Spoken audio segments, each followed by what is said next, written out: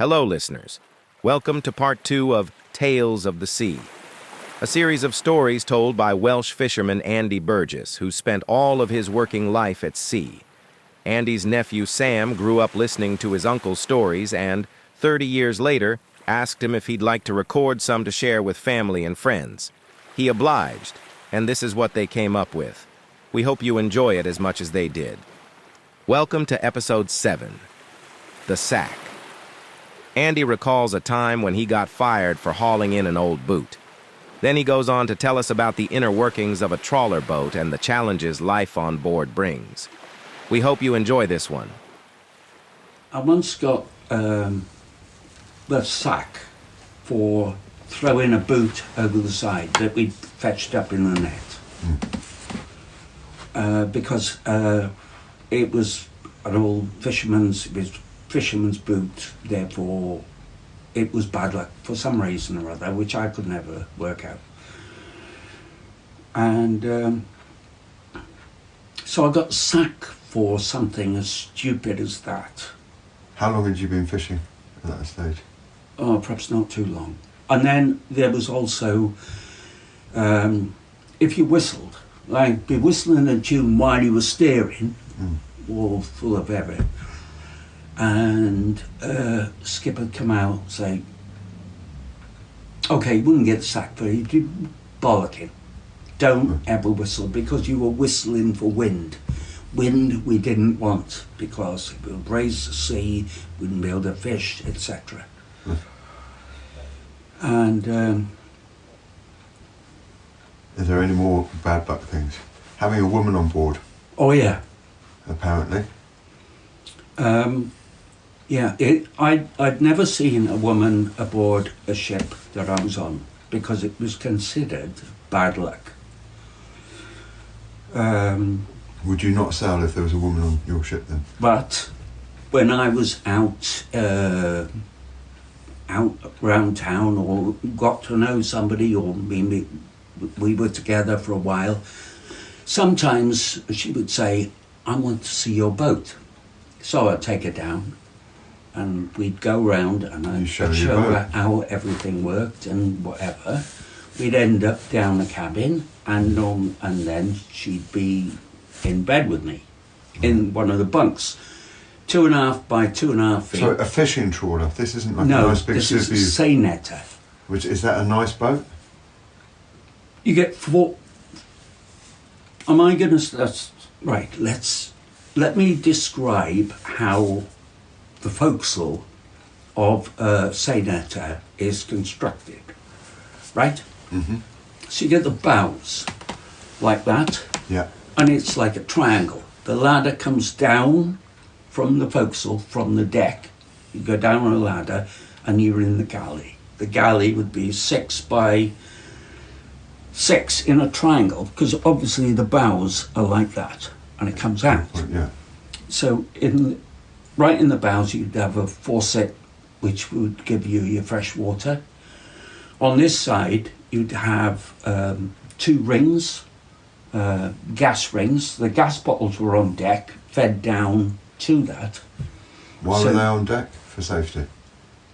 Well, they were strapped on deck, yeah. So no matter how jostly it got, they'd never move.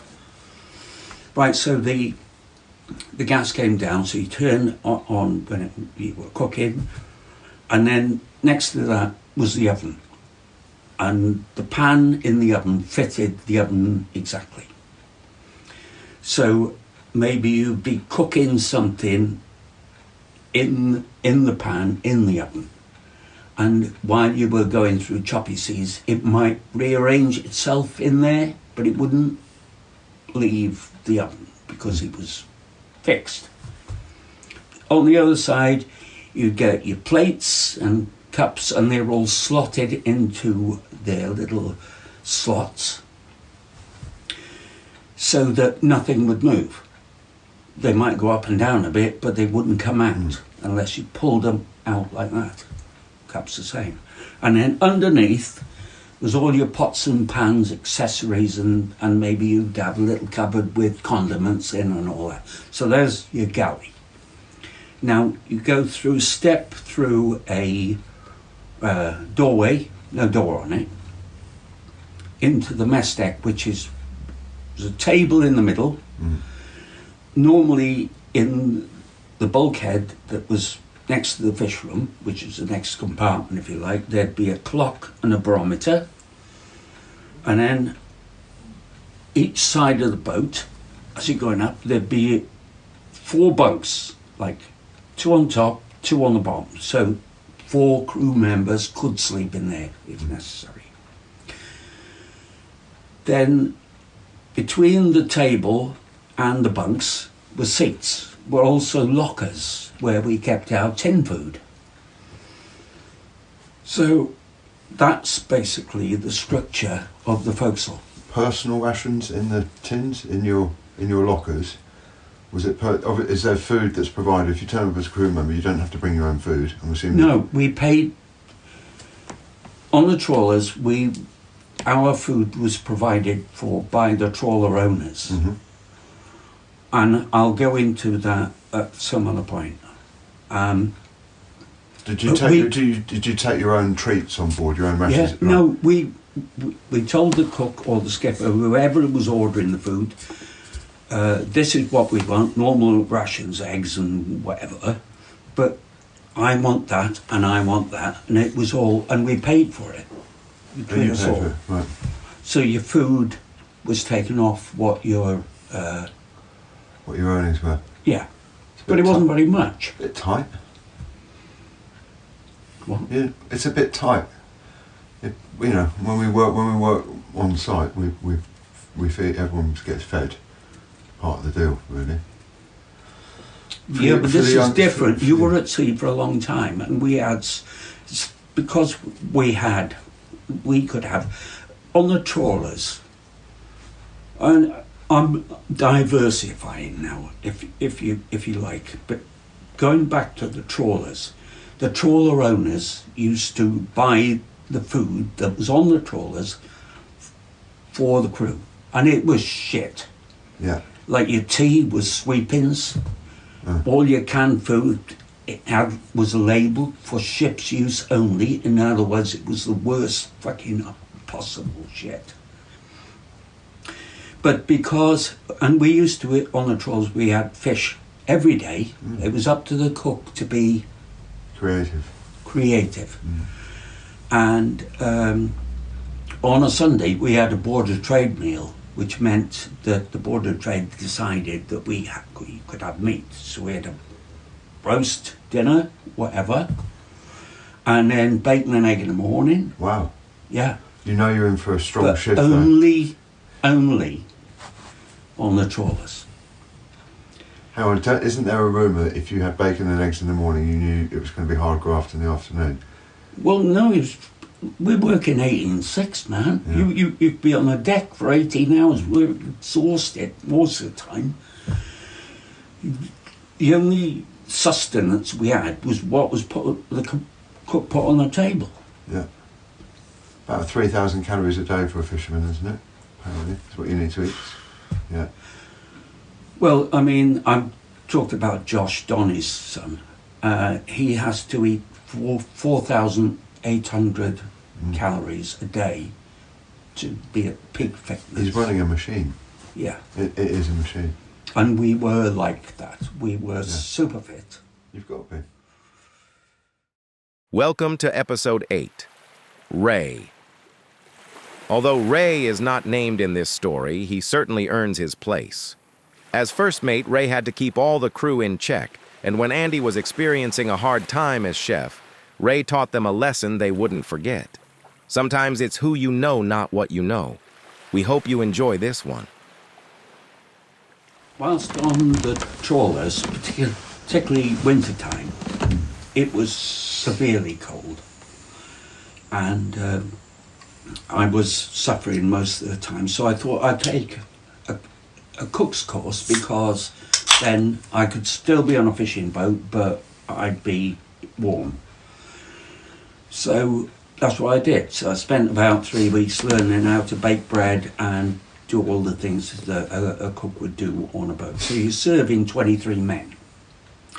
You've got your, what do you call it?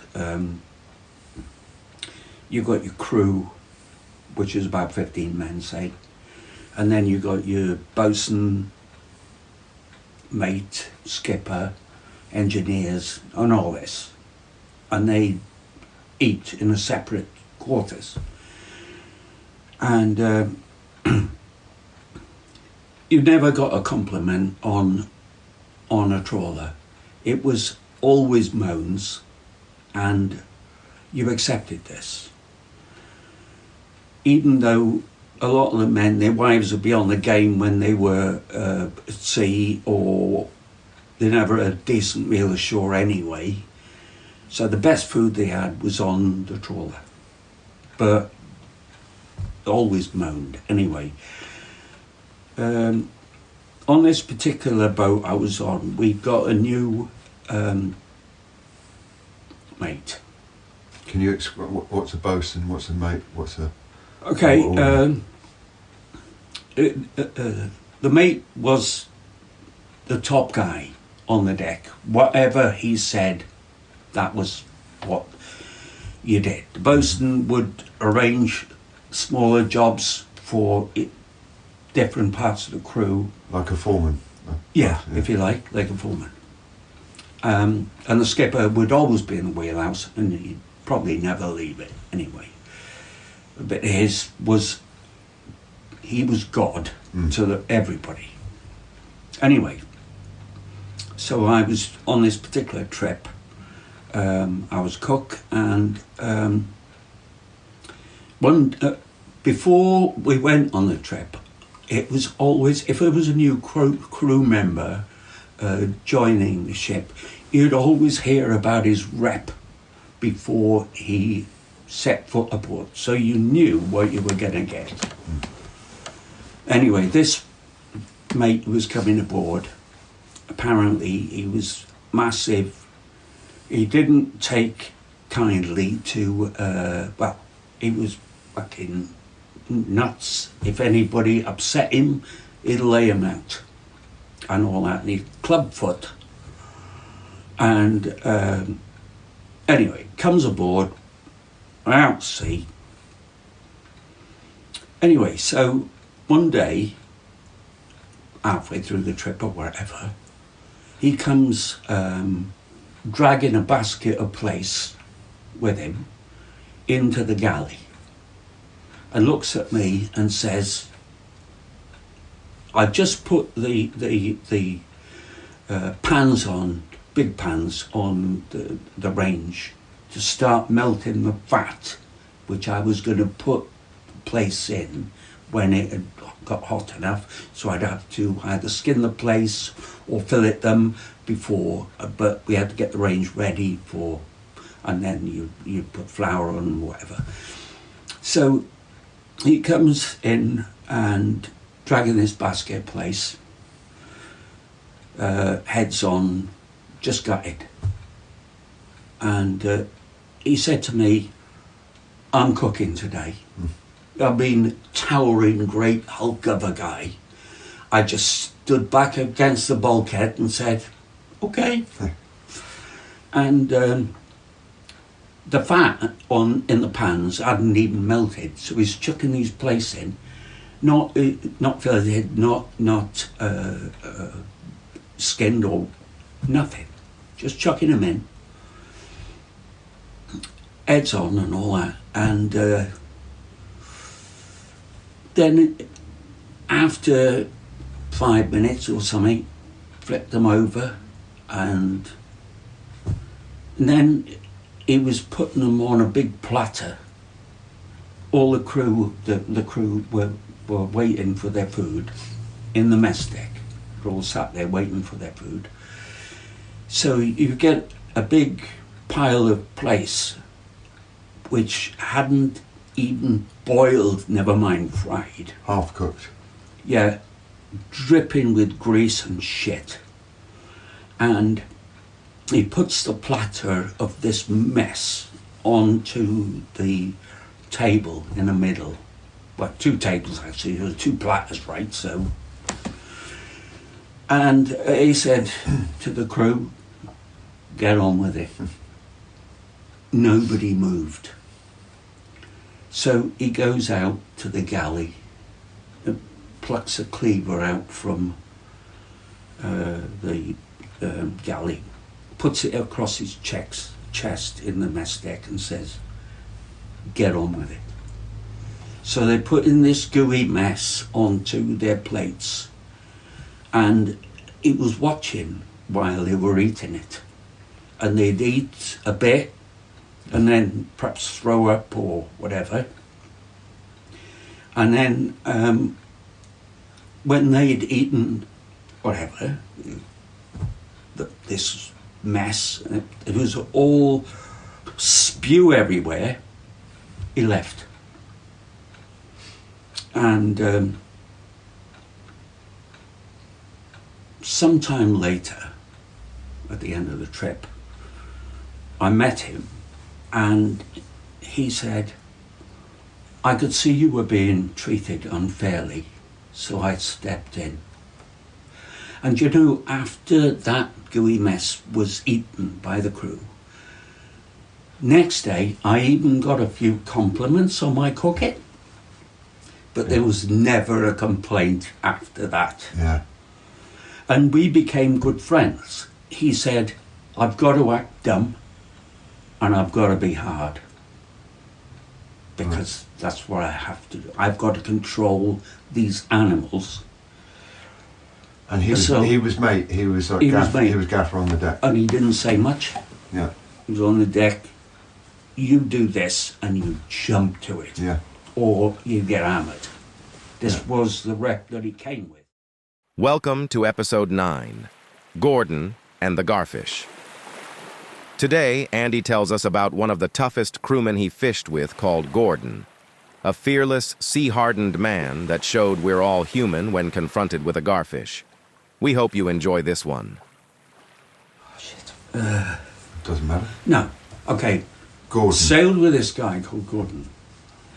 We came in to dock, and for some unknown reason, he'd got a rep, hard as nails, black hair, nasty looking guy.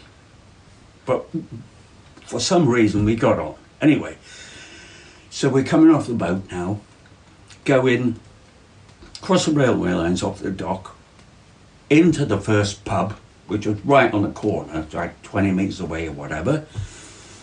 And there was only one person in there.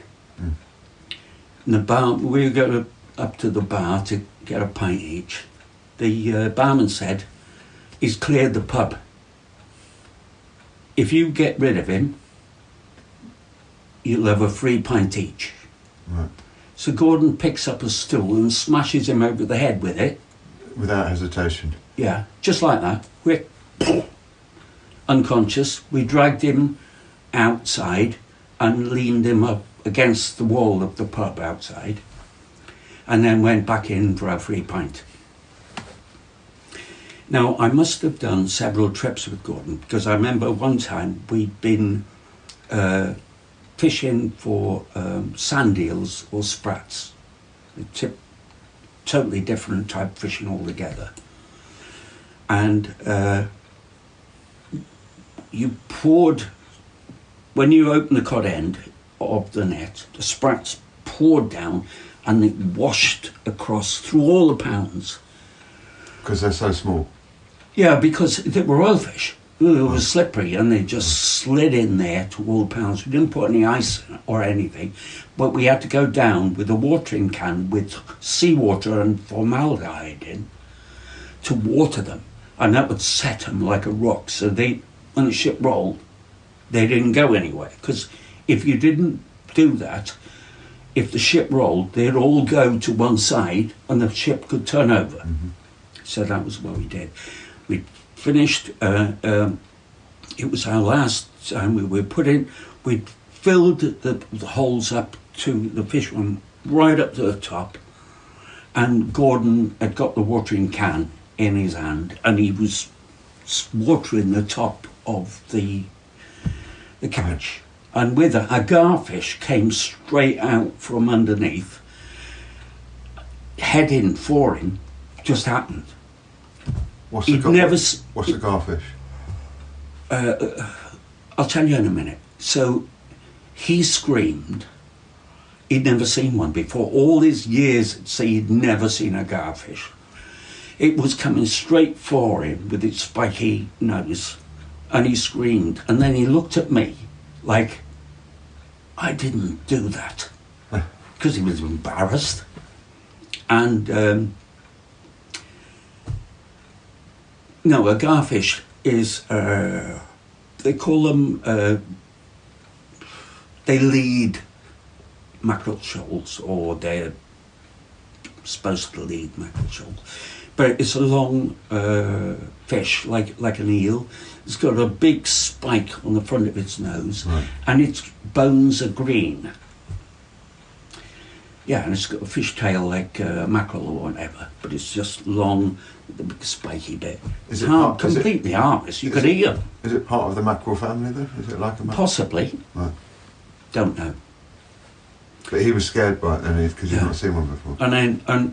Well, okay, so we did that, and then, so when you're fishing for sprats and sandhills, the smell of the fish and everything got into your clothes, it got into your skin, and when you went ashore, even if you had 10 baths, washed your clothes, you'd still smell of this stuff. So first off, straight into the nearest bar, pint was everywhere. Barman says, "Get out, you're stinking, you'll clear the fucking pub." Right, ready to go. No chance of getting laid on that particular journey because of the smell. Anyway, another time, we were coming in and Gordon said, "I want you to meet my wife." And I thought, that is so unusual. Who would ever say that? So we went to where he lived, and he was 6'4", solid, packed with muscle, and his wife was tiny. And she'd say, "Go and get this," and he'd run off and do it, because he loved her so much. He would do anything for her. And that, I thought, was amazing. Yeah. Good characteristic, isn't it? Yeah. But odd that he should take me home to meet He her. obviously likes you, you know. Yeah, well, You've must have done. You've got that vibe, Andy, you know. So, you Gordon, the man who made everyone eat the fish, I think is that's Ray. Ray. And any other? Actually, there was another time when I was staying in like doss houses in the early days on the trawlers, you'd go in, there'd be a party going all the time, 24/7. Fishermen coming in, you take a couple of bottles of plonk, which was like sherry, and that'd be your entrance fee for joining the party, and then maybe a girl would fancy you and you'd go off to one of the rooms and shag her and come back then. And it was really coarse in a way, I suppose. And I remember I was there, I'd been with the girl, she'd gone off. And I was wandering through the house, just wondering, because I'd never been there before. And I walked into this room and there was this girl in bed. And she said, "Get your kit off and get in bed with me." So I got in bed with her. Beautiful girl, plump side, tits and all that. Brilliant. But when she come, like, "All right, okay, I know you can't put that in." But, when she'd been satisfied or whatever, she bucked and threw me off. I thought, Christ. And threw me across the room almost. Sounds right. And then I went, oh, fuck. Walked out. Whatever.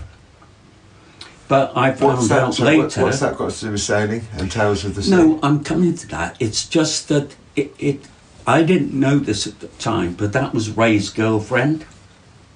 Oh, Ray, Who, with the clubfoot, who's a psycho with the machete. Yeah, but I didn't know that then. Not that it would have made any difference, but I just say... Might have made you think twice. She was very attractive. Welcome to episode 10, The Cook. On a fishing boat, compliments are few and far between, and Andy describes how one small gesture made life on board that little bit more bearable. We also discover that a trip on a seine netter is like catnip to the local ladies. We hope you enjoy this one. About my early days on a trawler. Like I said, I wasn't allowed on deck in the beginning, and then after a trip or two I was, but I was limited to menial tasks, if you like. So I spent a lot of time not on the deck, because they wouldn't let me on the deck because it was too dangerous, especially in bad weather. Everybody on deck coped with it because they'd done it for years. So this particular time I was in the galley, not in the galley, sorry, in the mess deck. The cook had just brought out the bread, just bloody, straight out the oven, and there'd always be a pot of jam, some pickles or whatever. So, and margarine. You didn't have butter because the trawler owners paid for it. It was cheap as shit. So you'd cut yourself a slice of bread and lather it. I was always hungry. Anyway, the cook said to me, "You greedy bastard," he said, "you're always here when I fetch the bread out of the oven." And I said, "This is the most gorgeous bread I've ever tasted." And he said, he didn't say anything. He looked at me and his jaw dropped open. And I don't think he'd ever had a compliment in his life. Bless him. Anyway, if there was any titbit going that was tasty, I'd be getting it. Yeah. Because I'd given him a compliment. Anyway, sometime later, maybe a year or whatever, change ship, different crew, I go on another one, whatever. I heard from his son or somebody, I heard from somebody that he wasn't very well. And I thought, I'll go and see him. But I didn't know where he lived, so I went to see his son, who I'd sailed with before. And so I knew where his son lived. So I went to his house, knocked on the door, no answer. I didn't expect there would be. So I walked in, and then through the hall, opened another door, and there's him in bed with his girlfriend. He is what you would call a minimalist. If he didn't need it, he didn't want it. There was bed in one corner. The kitchen was on the other side, bare floor, no carpets, no nothing. Down the end there was the bog and the shower, or whatever he had down there. And he said to his girlfriend, "Go and get Andy a cup of tea." So she jumps out of bed, totally naked, stands in front of me, does a little jiggle and smile and all that, and goes into the kitchen to get me a cup of tea. So I go and sit by his bed while we have a chat about his dad. And then she comes back with my cup of tea. She'd got a dressing gown on then, unfortunately. So I got the dress off his son, and then I went to see his dad. The taxi waiting for me all the time. Went to a supermarket, got loads of food, big box full of food, and took it to his dad's place. Went in, he was overjoyed to see me. And he cooked me a meal with the food I brought. Nothing for himself, just for me. Full blown. So, but there was a lot of food left, so I never saw him again. But that's the way it was, because different ship. I'll tell you another story now, right? Which comes to mind. I met this guy in a pub, and we got on. We hit it off straight away. We liked each other. And he said, my dad's left me his seinator, and I want you to come to sea with me. So he took me down to see his boat, and it was a bit smaller than the Seine has been. Perhaps Seine, where it would be 60 foot long, his was about 50. It was fine. So, and then he showed me his chart and his dad's fishing spots, and he said, I'm just getting it all rigged out, ready for sea. I want you to come with me. I'm taking my girlfriend with me. Unlucky. So I thought, well, the girl I was with at the time, she'd be well up for that, because girls weren't allowed on boats. They were just... So he said, there'll just be the two of us and two girls. So two-handed on a seine net is unheard of. It could be three-handed minimum. And I thought, this could work. The girls could do a bit, like, and learn a bit how to do things. And anyway, I went down the next day to see him, and he said, the surveyors have been aboard, and this extensive work needs to be done before I can go to sea. So I thought, oh, fuck it, take another ship. So I went on another ship. When I came back, he'd gone. So he'd sailed, and we never met again, because that's the way it was. You're at sea, you're back. Yeah. You're 3 days ashore, back at sea. Don't have a mobile phone? I don't know what happened. But it would have been immensely exciting trying to work a senator with two men. You could have crashed the ship. No, you wouldn't do that. You're out in the middle of the fucking ocean. All right, well, you said it's a minimum 3-man job. Yeah. And you've got two blokes and two girls who've never run a ship. But they would learn a bit. But 2 men would be just enough. Okay, so you wouldn't get 4 or 5 hauls a day. You maybe get 2. Oh, to work. I wasn't talking about working the ship. I'm just talking about just sailing it. Just sailing it, you'd be fine. What? I wasn't talking about working the ship and making money. I was talking about just sailing it. All right, no. And just 2 of you could sail it. Yeah. No, we just done. Maybe we'd gone 4-hour watches and 5-hour watches. So the other one would get a proper sleep in between. Girls probably be seasick for 3 or 4 days anyway. Fucking useless, really, until they got more used to it. Were you seasick when you first started? What? Were you seasick when you first started? Yeah. I was seasick for 2 years. Really? Every trip I went to sea, I was sick for 3 days, roughly. And then it would stop. Yeah. Welcome to episode 11, Mars Bars. On a trip to Iceland, the ship's radar is knocked out by a storm and they take refuge in the Faroe Islands. Whilst on leave, Andy strikes a deal with one of the locals for a chocolate bar and realizes he may have missed a trick. We hope you enjoy this one. There's another story now. You got enough tape in there to record all this? I can buy a bit more tape to put in it. Okay. Okay, we go down on this trawler, and we got hit by a storm on the way out. We were heading towards Iceland, and it must have been a fucking massive wave, because it took out the radar, which is right on top of the bridge, which is like 20 feet up. Right. Took it out. So we had to go into the Faroe Islands, were the closest place. So the skipper obviously found out the part they needed or whatever, so the radar could be fixed. So we went in, pulled alongside the quay, and we had time while the engineers were aboard to go and travel around.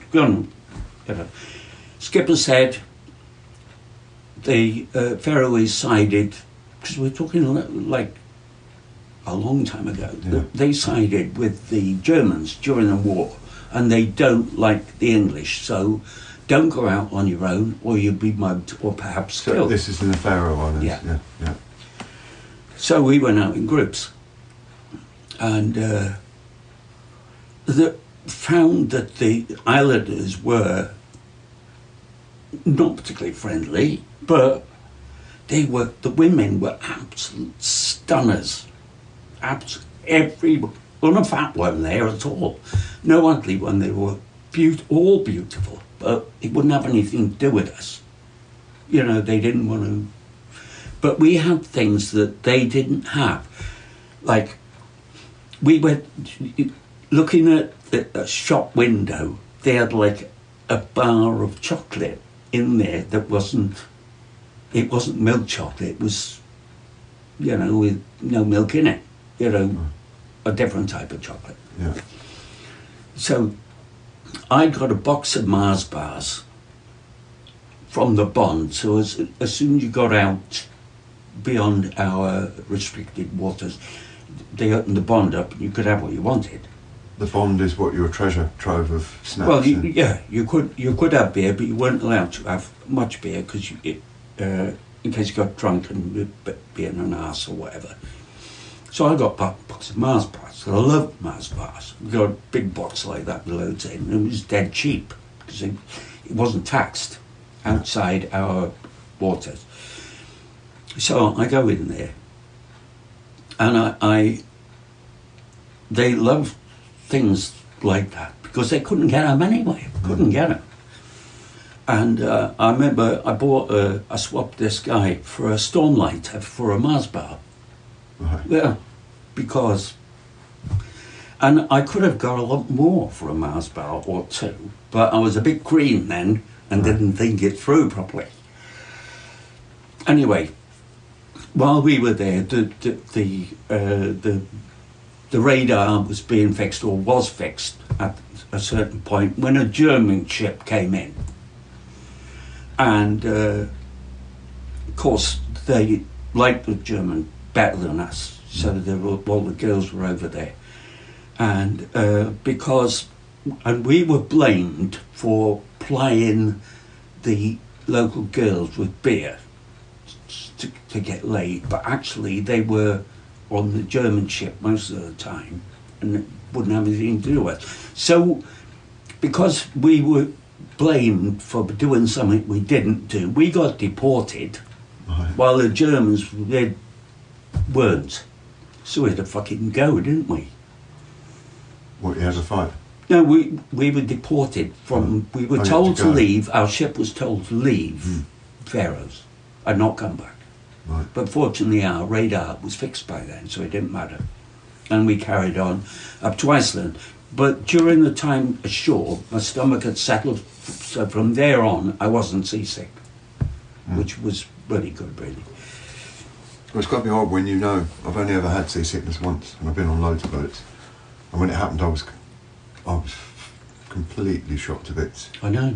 No, I know, it's the most awful if you say feeling. you've got to work, if I felt like I did then and someone said you've got to work, I'll go, I can try, but no, I'm not going to be much good. No, you just because of behaving all the time. Yeah. In fact, and I thought I had sea legs. I've been on. It just came up all the time, and spewing bile because there was nothing left in my stomach, just green shit coming out. And you've still got a graft.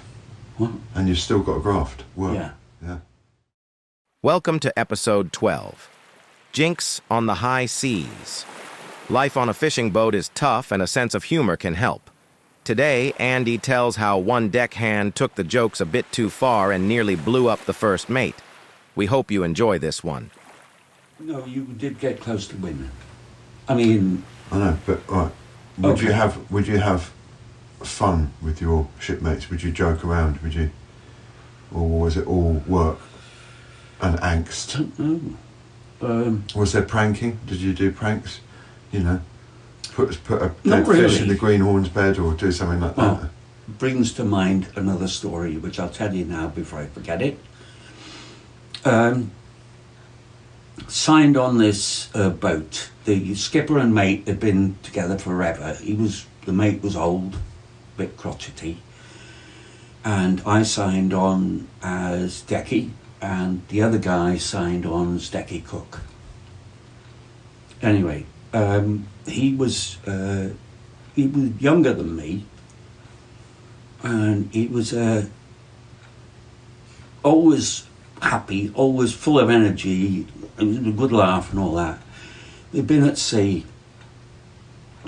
We were fishing at sea. Oh no, we were coming out, and I remember it now. We were coming out, and each skipper had a few mates who were at sea, but they wouldn't be able to tell their mates if were on good fishing because everybody else would hear it as well. Yeah. So we went up to another ship. So bows up to their, Bow to bow. no, not bow, bound to transom, if you like, but it wasn't like a transom. It was always round. We're on the net platform, and then you got the wheelhouse there, the back of the wheelhouse, with the shit house was in there and whatever. You go round to the front, you get into. Anyway, so the skipper left the mate on the wheel, keep butting up close to the, arse end of the ship, if you like. Back of the ship. Got you. Yeah, whatever. Anyway, so the other skipper was standing on the net platform talking to our skipper, who was in the bows above him, down to there. And the crew, were all leaning against the back of the wheelhouse, just listening to the conversation, if you like. So he was telling where the fish were. So the kid, he was down in the galley.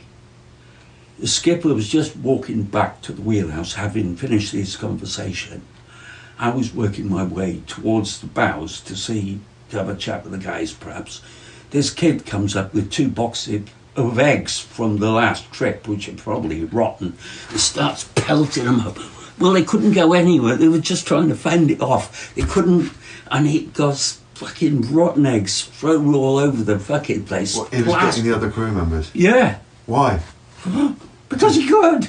Because After they'd given you the nuts. intel. Hey?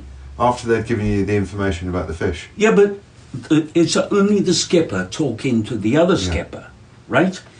The crew just happened to be there because they had nothing to do. They was just listening. Yeah. Didn't make any difference. They wouldn't understand anyway. Well, that was quite good when you said about pranks. Yeah, and stuff. That's quite good. This is the beginning. Mm. So,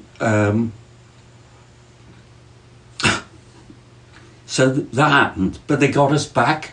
Right. Because when we shot our gear, they greased our Dan. Our Dan was afloat with a pole with a flag on it, so you could see when you're towing back to it where it was. Yeah. And you picked up the cane or whatever it was, hauled it aboard, and took your rope, put it through the machine, and off you went, haul it. But they greased it, so we couldn't put the fucker up. Yeah. Anyways, so they got their back on us in that way. But the kid that I found was a bit of a practical joker, and the mate, the old guy, it was mate, he'd got sleeping sickness, which made him a prime target. What's that mean? You just fall asleep at the drop of a hat? Yeah, so Right. he'd be sitting there. Narcolepsy or something like that. Yeah, whatever. Anyway, he'd sit down and fall asleep. Which made me, in retrospect, worried about him taking a watch. Yeah? If he was stealing somewhere. Because he'd fall asleep, wouldn't he? Stand in and fall asleep. He can't go and watch if he's got... Anyway, never mind. Back to the story. So, the mate had just made himself a sandwich. We were going somewhere, so we didn't have any work to do until we got there. So he'd made a sandwich, and the sandwich was on his way to his mouth when he fell asleep. So he got there, fell asleep. So this kid took his sandwich out of his hand and put his backy tin there instead. So when nudged him awake, oh! So he bit down on his backy tin, right? So that was the other thing. Yeah. Then I think the final straw, and there was other things as well, but he would, because he got sleeping sickness, as I said, he was a prime target. He was up in the bows. We were coming up to our dam to hook it, so we get the rope off it, so we put it in the sheet. So you wait in there because it's slow. You tow loads of gear behind you and all. So he's got the short hook, falls asleep. Standing up now. On the job. Yeah, well, yeah, just like that. So the kid got a distress rocket, tied it to his braces. This is right, we're all in the bows. The mate stood there with a short hawk. He's asleep. This kid attaches a distress signal to his braces, lights it, the fire shooting out straight onto the gas bottles, and as luck would have it, instead of burning him to death, it took off. Right. But I think Did he wake up? I'm assuming he woke up. Oh yeah, woke up then. Yeah, but I'm just saying, I think the skipper said, enough. Yeah. He's going to kill somebody. Yeah. And he got sacked. So I did the next trip with them, and it was such boring fucking cunts. Anyway, so I did one more trip, and I thought, I'm out of here. Got to find something more It makes the day. There's a time and a place for pranks, and it's the same on site. If you've got a new lad on site, you give him a little bit of stick, because it keeps the old boys entertained. And a little bit, because we are at work and we're doing this, but a little bit of fun does make the day go quicker. Yeah, especially if everyone else knows about it and we're waiting to get somebody. But there weren't many like him. He was exceptional. But it was good. Do you know what? He was always happy. Time and a place, but yeah, sense of humour and being jovial about when you're out in the rain and it's fucking horrible and you're cold and you're wet. If everyone's miserable and grumpy, it spreads. I know. You need. You don't want to be a dickhead there who's always jovial. Injected, even the mate, who was his prime target, loved him. Well, then, because he was so amusing. It's been proven if you take the piss out of people, you have a better relationship. We go and have a quick fag, and then should I cook for us? What time is it? Yeah, go on. I'll cook for us. What is it? 6. Thanks for listening. We hope you enjoyed the series, and a special thank you to Andy for sharing his stories.